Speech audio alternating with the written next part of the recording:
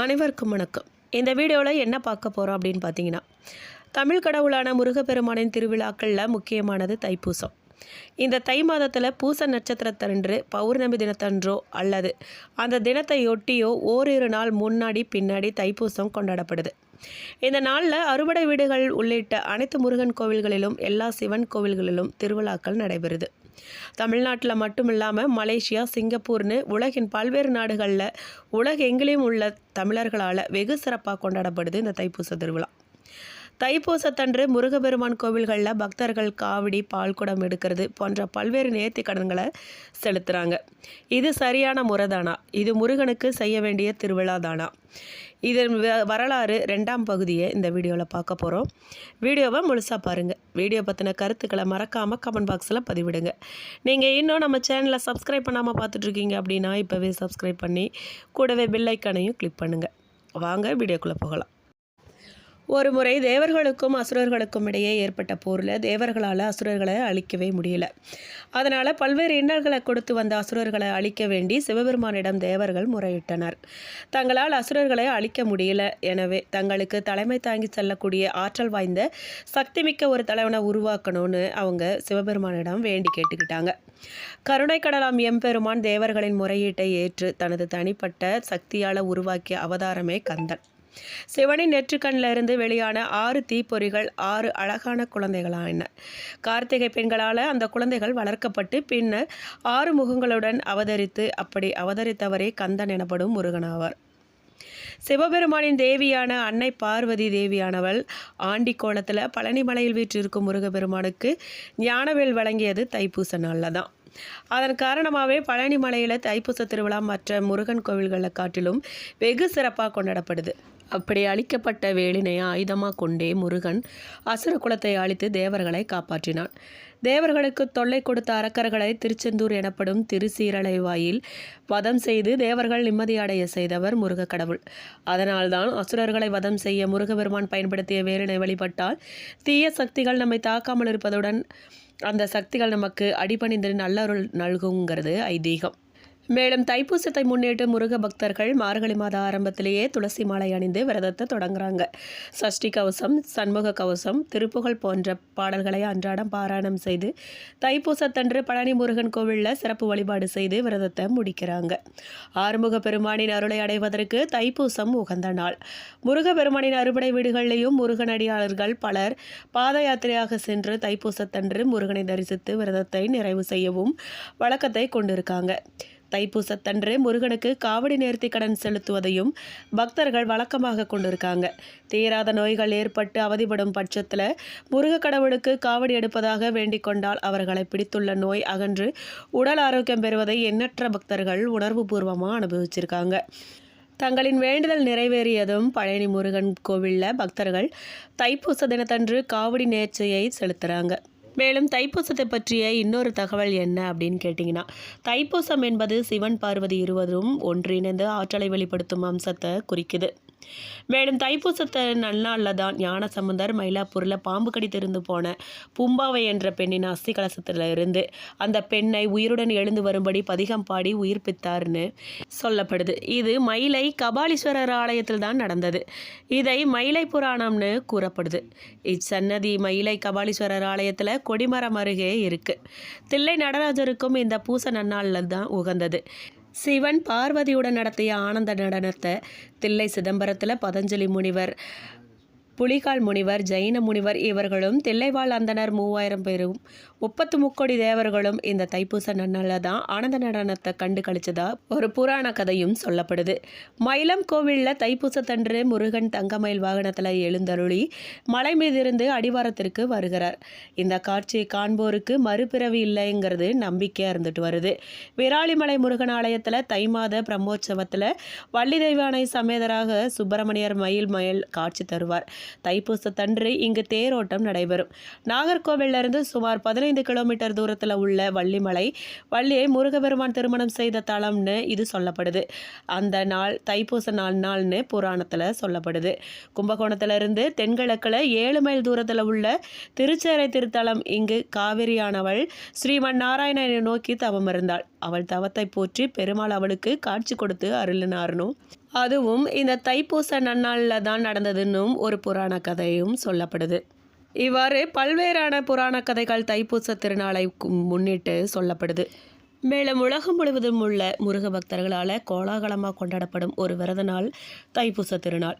தைப்பூச திருவிழாவின் போது ஏராளமான பக்தர்கள் பால்குடம் எடுப்பது, அலகு குத்துவது, காவடி ஏந்தி வருவது போன்ற பல்வேறு விதமான நேர்த்தி கடன்களை நிறைவேற்றுவாங்க.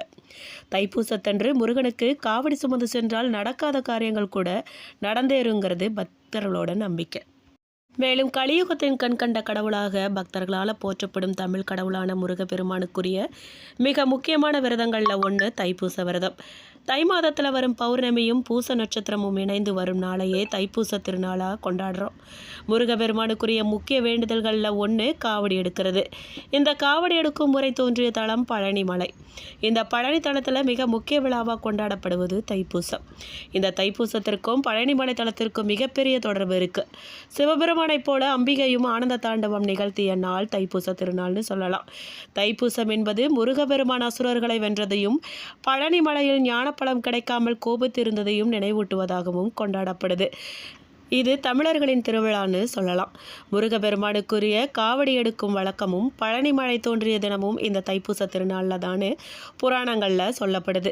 தைப்பூச திருநாளன்று முருகப்பெருமானை வேண்டி விரதம் இருந்து வழிபட்டால் வறுமை நீங்கி செல்வம் பெருகும், தீமைகள் அழியும், தம்பதிகளுக்குள் ஒற்றுமை அதிகரிக்கும், விருப்பங்கள் அனைத்தும் நிறைவேறும்னு சொல்லப்படுது. காவடி எடுத்தல் உள்ளிட்ட நேர்த்தி கடன்கள் நிறைவேற்றவும் ஏற்ற நாளாக இந்த தைப்பூச திருநாள் சொல்லப்படுது. முருகப்பெருமானுக்கு மகா கந்த சஷ்டி விரதம் 48 நாட்கள் கடைபிடிப்பது போன்று தைப்பூச விரதமும் 48 நாட்கள் கடைபிடிக்கும் வழக்கம் இருந்துட்டு வருது.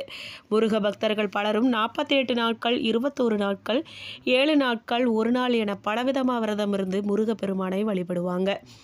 2026ஆம் ஆண்டில் தைப்பூச திருவிழா பிப்ரவரி 1ஆம் தேதி ஞாயிற்றுக்கிழமை அன்று வருது. முருகப்பெருமானின் அருளால் துன்பங்கள் அனைத்திலும் இருந்து விடுபட வேண்டும்னு நினைக்கிறவங்க முறையான விரதத்தை மேற்கொண்டு அந்த இறைவன் அருளை பெறுங்க. மேலும் தைப்பூச விரதத்தின் போது செய்ய வேண்டியவை என்ன அப்படின்னு கேட்டிங்கன்னா, பகலில் ஒரு வேளை மட்டும் சாப்பிட்டோ அல்லது ஒரு வேளை மட்டும் சாப்பிடாமலோ விரதம் இருக்கலாம். முடியாதவங்க பால், பழம் அல்லது சைவமாக சாப்பிட்டு விரதம் இருக்கலாம். விரதத்தின் போது பகலில் தூங்கக்கூடாது.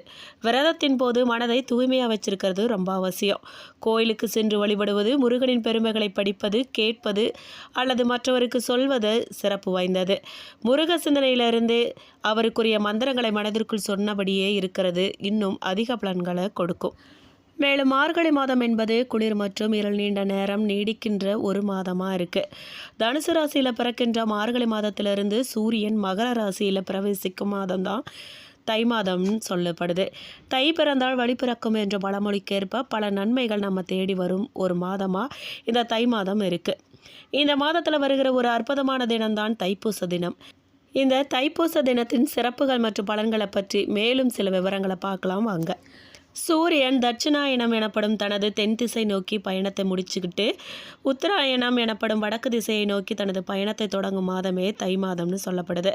தை மாதம் தீமைகள் ஒழிந்து நன்மைகள் பிறக்கின்ற ஒரு மாதமாக கருதப்படுது. ஆன்மீக சிறப்புகள் பல நிறைந்த இந்த மாதத்தில் வருகிற ஒரு நல்ல நாள் தான் தைப்பூச தினம். அப்படிப்பட்ட தைப்பூச தினத்தன்று அதிகாலை எழுந்து குளித்து முடித்ததும் சிவபெருமானை மனதில் நினைத்தவாறு நெற்றியில் விபூதி பூசிக்கொண்டு ருத்ராட்சம் அணிந்து தேவாரம், திருவாசகம் போன்றவற்றை படித்து சிவபெருமானை வழிபடுவது சால சிறந்தது. தைப்பூசம் தினம் முருகப்பெருமானின் முக்கிய வழிபாட்டு தினமாக இருக்குது. இந்த தினத்தில் முருகனை வழிபட விரும்புகிறவங்க காலை முதல் மாலை வரை உணவு எதுவும் உட்கொள்ளாமல் விரதம் மேற்கொள்ள செய்யணும். அல்லது பால், பழங்கள் மட்டும் சாப்பிட்டு விரதம் மேற்கொள்ளலாம்.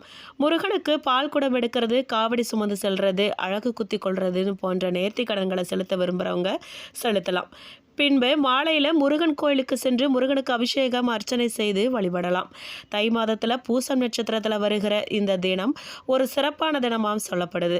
27 நட்சத்திரங்களில் பூச நட்சத்திரத்தின் அதிதேவதையாக நவகிரகங்களில் சுபகிரகமான குரு பகவான் இருக்கிறார்.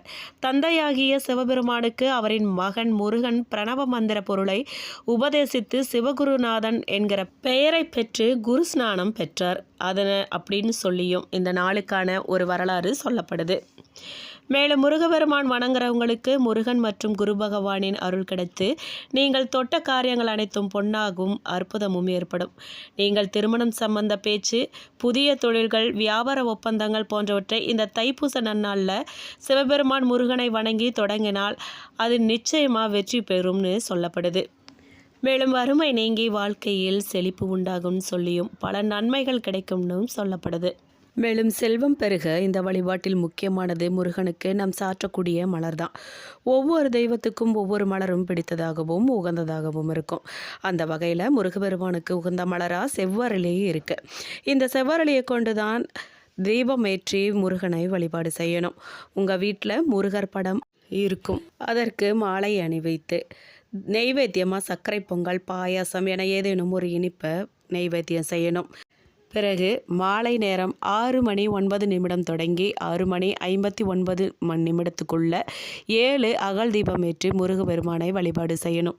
வழிபாட்டின் போது கந்த சஷ்டி கவசம், கந்தகுரு கவசம்னு முருகன் பற்றிய பாட்டு எது தெரிந்தாலும் அதை சொல்லி பிரார்த்தனை செய்யணும். இப்படி பிரார்த்தனை செய்யும் பொழுது பணத்தடைகள்லாம் நீங்கி, கடன் தொல்லை நீங்கி, நீங்கள் கேட்ட வரமெல்லாம் கிடைக்கும். கண்டிப்பாக அடுத்த தைப்பூசத்துக்குள்ளே உங்களுடைய வேண்டுதல்கள் நிறைவேறும். மேலும் இந்த வீடியோ உங்களுக்கு பிடிச்சிருக்கணும், பயனுள்ளதாக இருந்திருக்கும்னு நம்புகிறோம். வீடியோ பற்றின கருத்துக்களை மறக்காமல் கமெண்ட் பாக்ஸில் பதிவிடுங்க. நீங்கள் இப்போ தான் புதுசாக நம்ம சேனலை பார்க்குறீங்க அப்படின்னா இப்போவே சப்ஸ்கிரைப் பண்ணி கூடவே பெல் ஐக்கானையும் கிளிக் பண்ணுங்கள். நன்றி.